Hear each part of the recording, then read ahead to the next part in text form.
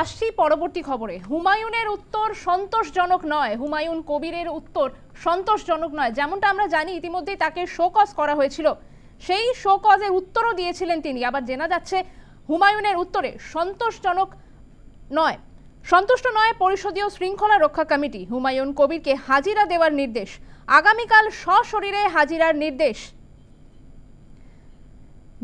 পরিষদীয় শৃঙ্খলা রক্ষা কমিটির। সন্তুষ্ট নয় পরিষদীয় শৃঙ্খলা রক্ষা কমিটি, তাই আগামীকাল সশরীরে তাকে হাজিরা দেওয়ার নির্দেশ।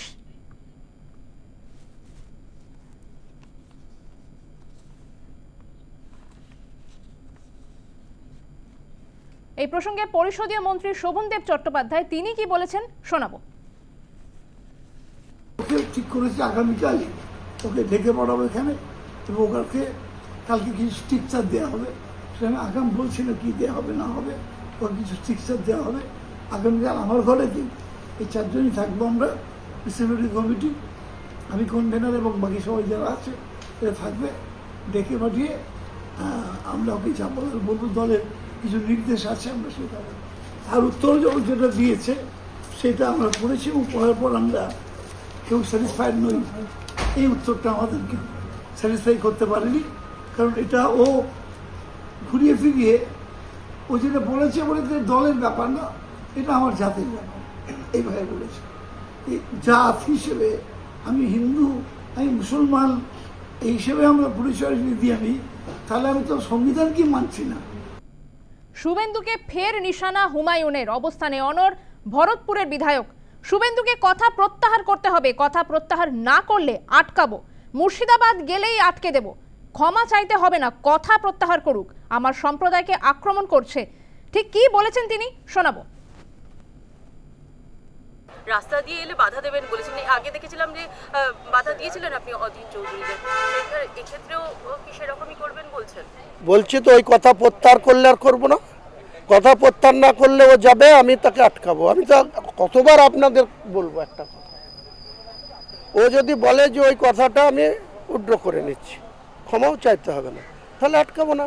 বিরোধী দলনেতা সাংবিধানিকভাবে ক্যাবিনেট র্যাঙ্ক নিয়ে বসে আছে, এত কেন্দ্র সরকারের সিকিউরিটি, তাকে আটকাতে যাব কেন?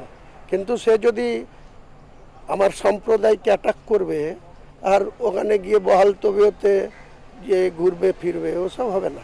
অভিষেক বন্দ্যোপাধ্যায় বলছেন যে সবাইকে একসঙ্গে কাজ করতে হবে, সেক্ষেত্রে এই ধরনের সেটা সবাইকে একসাথে কি অভিষেক বন্দ্যোপাধ্যায় কি বিজেপির সাথে একসঙ্গে কাজ করতে বলেছে নাকি? আমার দলের মধ্যে একসঙ্গে কাজ করতে বলেছে, আমি একসঙ্গে কাজ করব। তো সেই শুভেন্দু অধিকারী আমাকে মারবে আর শুভেন্দু অধিকারীর সাথে আমাকে ভালো সম্পর্ক করতে বলেছে আপনাকে? সাংগঠনিক বিশৃঙ্খলা যাতে না হয় সেই কথাও বলেছে। সাংগঠনিক বিশৃঙ্খলা যে করবে তার বিরুদ্ধে ব্যবস্থা নেবেন দল। এই ধরনের যে বিরূপ মন্তব্য করা হয়েছে, সেই মন্তব্য নিয়ে যে প্রশ্ন উঠেছে আপনাকে, আমি তো আগেই বলেছি আপনার যে আমার জাতিকে বা আমার সম্প্রদায়কে যে অ্যাটাক করবে সেটা প্রত্যাহার না করলে আমি তাকে রুখবো। একই কথা বারবার আমাকে বিরক্ত করবে। আরে এখানে সাবজেক্টের মধ্যেই পড়েন, আপনি কেন নিজে নিজে কোশ্চেন করছেন? আমি তো মুর্শিদাবাদের মাটিতে আটকাবো, এখানে বিধানসভার কি ব্যাপার? আজকে যদি পরিষদীয় দলের তরফ থেকে যদি কোনো কড়া ব্যবস্থা নেওয়া হয় আপনার বিরুদ্ধে, আপনি সেক্ষেত্রে কড়া ব্যবস্থা নিলে মমতা বন্দ্যোপাধ্যায় যদি আমাকে একটা ফোন করে বলে দেয়, হুমায়ুন তোকে টিকিট দিয়েছি, তুই 2021 সালে জোড়া ফুলের টিকিট নিয়ে বিধায়ক হয়েছিস, তুই কালকে 10টার সময় রিজাইন করে দে, আমি 9:55-তে রিজাইন করে দেবো।